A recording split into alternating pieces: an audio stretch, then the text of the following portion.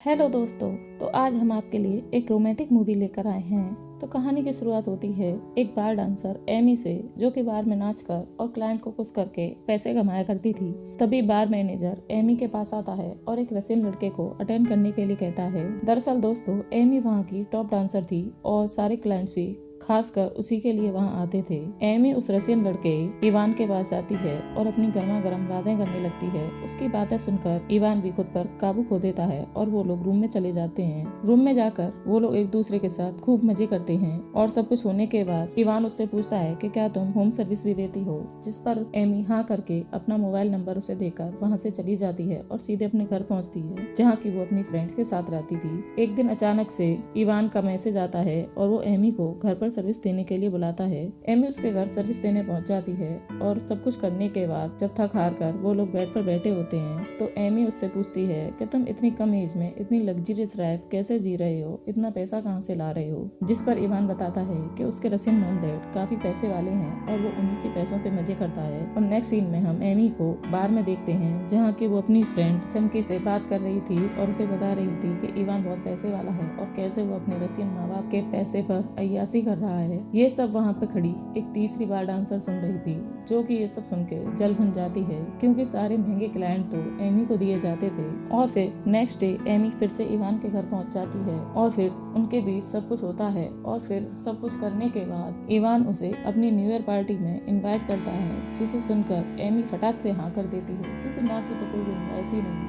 Amy new year party में अपनी friend चमकी को लेकर पहुंचती है और वो लोग उस पार्टी को देखकर हक्के बक्के रह जाते हैं, क्योंकि उन्होंने आज से पहले इतनी शानदार पार्टी कभी नहीं देखी थी। तभी वहाँ इवान आकर उन दोनों से मिलता है और वो लोग मिलकर खूब मजे करते हैं। और फिर न्यू ईयर काउंटडाउन शुरू होता है और वो लोग आतिशबाजी करते हैं और न्यू ईयर एंजॉय करते हैं। और तभी इवान फिर से एमी के साथ करने के लिए शुरू हो जाता है और सब कुछ करने के बाद वो एमी से कहता है कि क्या तुम मेरे लिए 8 दिन की गर्लफ्रेंड बनोगी, मैं तुम्हारे साथ अलग अलग तरीके से ट्राई करना चाहता हूँ। जिस पर एमी उससे कहती है कि इसके ज्यादा पैसे लगेंगे और वो उसकी गर्लफ्रेंड बनने के लिए मान जाती है और घर जाकर अपना सारा सामान पैक कर एमी के घर रहने आ जाती है। और अब वो उसके साथ गर्लफ्रेंड की तरह रह रही थी। और अब एमी भी इवान के दोस्तों के साथ घुलने मिलने लगी थी और वो लोग आपस में खूब मजे करते हैं। और फिर वो लोग इकट्ठा होकर 8 दिन के लिए लास्ट वेगस में मजे करने जाते हैं और वहाँ खूब एंजॉय करते हैं। देखते देखते उनके 8 दिन निकल जाते हैं और लास्ट डे इवान फिर से एमी के साथ घपाघप करने लगता है और वो एमी से कहता है कि मैं तुमसे प्यार करने लगा हूँ और मैं रसिया जाकर अपने बाप का काम नहीं देखना चाहता, इसलिए मुझे एक अमेरिकन लड़की से शादी करनी होगी, जिससे कि मुझे वहाँ का वीजा मिल जाएगा। इस पर एमी उससे पूछती है कि तुम ऐसी किस लड़की से शादी करोगे, तो इवान कहता है कि मैं तुमसे शादी करना चाहता हूँ। तो एमी को ये सब मजाक लगता है। वो उससे कहती है तुम क्या बोल रहे हो। थोड़ी देर वो उस सबको सीरियस नहीं लेती। फिर जब इवान उससे कहता है कि मैं इस सब को लेकर सीरियस बात कर रहा हूँ, तुम ऐसे मजाक नहीं बना सकती, तो वो उस बात को मान जाती है और वो जल्दी से जाकर रात में ही चर्च में शादी कर लेते हैं और फिर वो पति पत्नी की तरह खुशी से रहने लगते हैं। और अब एमी ने अपने बार में डांस करना भी छोड़ दिया था। और इस सब के बारे में इवान के माँ बाप को रशिया में खबर मिलती है कि इवान ने शादी कर ली। वो तुरंत अपने मैनेजर टोरस को फोन लगाते हैं और इस सब की सच्चाई का पता करने का कहते हैं। टोरस अपने 2 आदमी रंगा बिल्ला को इस सब की जानकारी निकालने के लिए भेजता है। वहीं घर पर एमी इवान से पूछ रही थी कि क्या तुम्हारे घर वाले मुझे एक्सेप्ट कर लेंगे, तो इवान उससे कहता है तुम चिल रहो, ये सब मेरी जिम्मेदारी है, वो तुम्हें अपना लेंगे। और फिर तभी घर की बेल बजती है और गेट खोलते ही इवान रंगा बिल्ला को देखता है। वो उन्हें भगाने की कोशिश करता है लेकिन वो वहाँ से नहीं जाते। तभी वो लोग उससे कहते हैं कि तुम बस हमें शादी का सर्टिफिकेट दिखा दो, हम सर्टिफिकेट देखकर यहाँ से चले जाएंगे। और फिर इवान तुरंत ही बिल्ला को अंदर बुलाता है और अपना मैरिज सर्टिफिकेट दिखाता है। वो उस सर्टिफिकेट का फोटो खींचकर टोरस को भेज देता है और टोरस सब कुछ काम काज छोड़कर तुरंत घर से बाहर निकलता है और रंगा बिल्ला को कॉल करता है और फोन स्पीकर पर कर इवान से बात करने के लिए कहता है। वो इवान से कहता है कि तुमने ये सब क्या किया है, क्या तुम्हें एक बाल गर्ल ही मिली थी शादी करने के लिए, मैं अभी वहाँ पहुँच रहा हूँ और ये सब मैंने तुम्हारे मॉम डैड को भी बता दिया है, अब वो भी रसिया से वहाँ आने के लिए निकल चुके हैं। ये सब सुनकर इवान घबरा जाता है और वहाँ से भागने लगता है। वो एमी से कहता है कि तुम भी जल्दी से यहाँ से भागो को एमी उससे कहती है कि 2 मिनट रुको, मैं बस कपड़े चेंज करके आती हूँ, जिस पर इवान हड़बड़ाकर अकेला ही भाग जाता है और एमी वहाँ अकेली रह जाती है उन रंगा बिल्ला के साथ। अब एमी भागने की कोशिश करती है तो बिल्ला उसे पकड़ लेता है। वो खूब हाथ पैर चलाती है लेकिन वहाँ से निकल नहीं पाती और बिल्ला उसे दबा लेता है। तभी अचानक से रंगा वहाँ आता है और बिल्ला से एमी को छोड़ने के लिए कहता है। वो जैसे ही एमी को छोड़ता है, एमी फिर से भागने की कोशिश करती है और इसी भागम भाग में रंगा के चोट लग जाती है और वो लोग फिर से उसे बांध देते हैं। और तभी टोरस वहाँ पहुँच जाता है और टोरस एमी से कहता है कि तुम ये सब मत करो। एमी उसकी एक नहीं सुनती और टोरस एमी से कहता है कि इवान एक आवारा लड़का है, वो कभी इस रिश्ते को लेकर सीरियस नहीं होगा। मैंने उसे पाला है, मैं उसके बारे में अच्छे से जानता हूँ, वो तुम्हारे लायक नहीं है, तुम उसे तलाक दे दो। जिस पर एमी मना कर देती है, जिस पर टोरस एमी को एक प्रपोजल देता है कि अगर तुम उसे तलाक दे दोगी तो मैं तुम्हें अच्छे खासे पैसे दूंगा। और अब एमी के पास कोई और रास्ता नहीं था तो वो भी हाँ कर देती है, लेकिन वो कंडीशन रखती है कि वो ये सब करने से पहले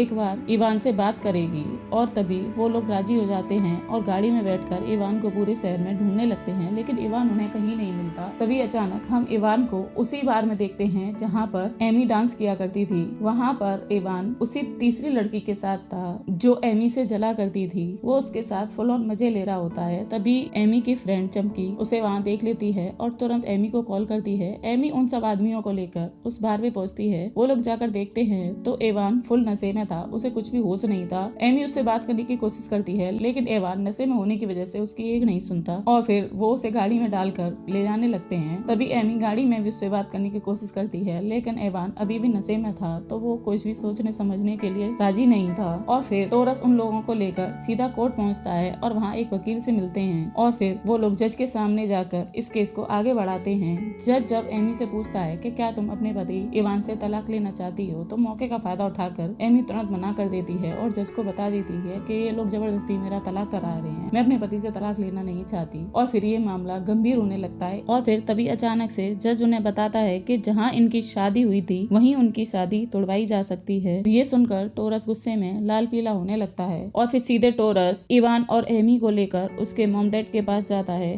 तभी हम इवान की मॉम को देखते हैं जो कि वहाँ पर बहुत ज्यादा गुस्से में थी। वो इवान के पास जाती है। इवान उसे देखकर एकदम से उनके चिपक जाता है। तभी इसी बीच एमी भी उससे बात करने की कोशिश करती है लेकिन इवान की मॉम उसे खरी खोटी सुना देती है कि तुम्हारी औकात भी नहीं है हमारे साथ खड़े होने की और तुमने सोच लिया कि तुम्हारे घर की बहू बनोगी। और तभी वो लोग उन दोनों को लेकर लास वेगास जाने लगते हैं जहाँ पर उन दोनों का तलाक किया जा सके।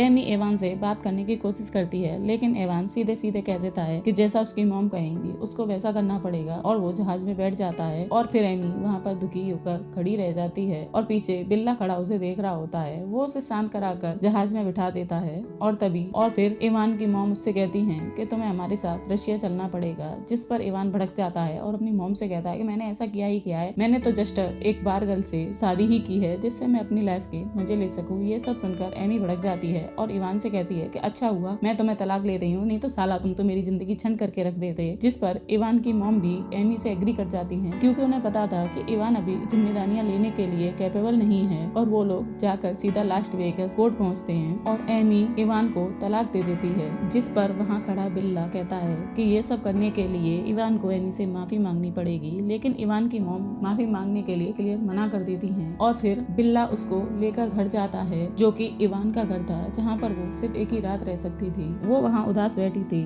तभी मौके का फायदा उठाकर बिल्ला उससे दोस्ती करने की कोशिश करता है लेकिन एमी समझ जाती है और उससे कहती है कि मुझे पता है कि अगर रंगा तुम्हारे साथ नहीं होता तो तुम कब के मेरे साथ मजे ले लेते। इस पर बिल्ला कहता है कि ऐसा कुछ नहीं है, मैं तुम्हारे साथ मजे नहीं ले रहा, अगर मुझे मजे लेने होते तो मुझे बहुत ऐसे मौके मिले जहाँ मैं तुम्हारा यूज कर सकता था। ये सब सुनकर एमी वहाँ से उठकर सोने चली जाती है और सुबह जब बिल्ला उसे उसके घर छोड़ने जा रहा था तो वो एमी को उसकी वेडिंग रिंग वापस करता है, लेकिन इस पर एमी कुछ रिएक्ट नहीं करती और बिल्ला की गोद में आकर बैठ जाती है और उससे चिपक कर रोने लगती है। और इसी के साथ इस मूवी का एंड हो जाता है। तो दोस्तों आपको मूवी कैसी लगी प्लीज हमें कमेंट बॉक्स में जरूर बताएं और एक लाइक और सब्सक्राइब करना ना भूलें। Thank you guys.